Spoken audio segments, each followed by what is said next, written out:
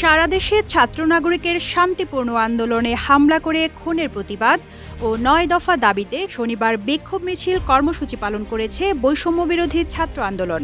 শুক্রবার রাতে ফেসবুক লাইভে আন্দোলনের অন্যতম সমন্বয়ক আব্দুল হান্নান রোববার থেকে সর্বাত্মক অসহযোগ আন্দোলনের ডাক দেন। এদিকে চলমান পরিস্থিতি স্বাভাবিক করতে ছাত্র আন্দোলনের সমন্বয়কদের সঙ্গে বসতে চায় ক্ষমতাসীন দল আওয়ামী লীগ।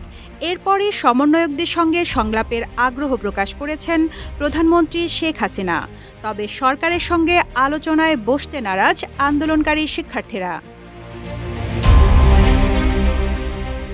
শনিবার গণভবনে পেশাজীবী সমন্বয় পরিষদের কেন্দ্রীয় নেতৃবৃন্দের সঙ্গে বৈঠকে প্রধানমন্ত্রী শেখ হাসিনা জানান, গণভবনের দরজা খোলা।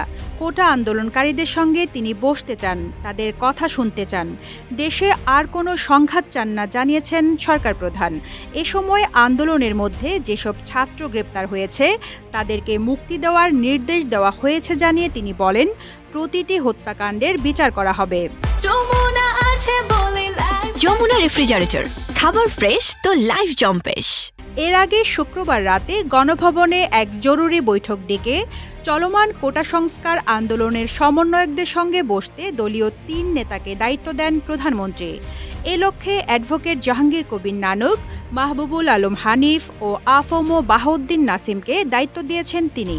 এই দলে ১৪ দলীয় জোটের সিনিয়র নেতাদেরও যুক্ত করার নির্দেশনা দিয়েছেন। এ সময় বৈঠকে নানা বিষয় নিয়ে আলোচনা হয়েছে। শিক্ষার্থীদের দাবি প্রসঙ্গে জানা গেছে, আগে থেকেই আওয়ামী লীগ থেকে বলা হচ্ছে শিক্ষার্থীদের দাবির সঙ্গে তারা একমত। এরই মধ্যে তাদের দাবি মেনে কোটা সংস্কার করা হয়েছে। হতাহতের ঘটনায় সঠিক তদন্তের জন্য বিচার বিভাগীয় তদন্ত কমিটি গঠন করা হয়েছে। বৈঠকে নেতারা বলেছেন, শিক্ষার্থীদের আন্দোলনে আওয়ামী লীগের কোনো আপত্তি নেই, তবে তৃতীয় পক্ষ যেন তাদের ব্যবহার করে সুবিধা আদায় করতে না পারে সেদিকে সজাগ ও সতর্ক থাকতে হবে।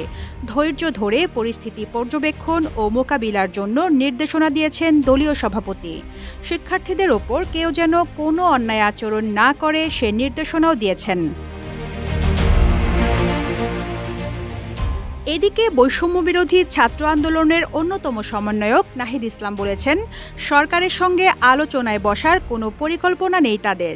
শনিবার একটি সংবাদ মাধ্যমকে তিনি বলেন, সমন্বয়কারীরা যখন ডিবি হেফাজতে ছিলেন তখন প্রধানমন্ত্রীর সঙ্গে আলোচনায় বসার প্রস্তাব দেওয়া হয়েছিল, কিন্তু আন্দোলনের সমন্বয়কারীরা এই প্রস্তাবের প্রতিবাদে ডিবি হেফাজতে অনশন করেছেন।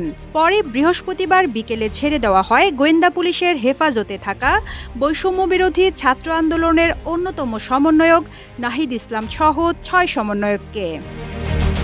রিজওয়ানা রিন্তি, ইত্তেফাক।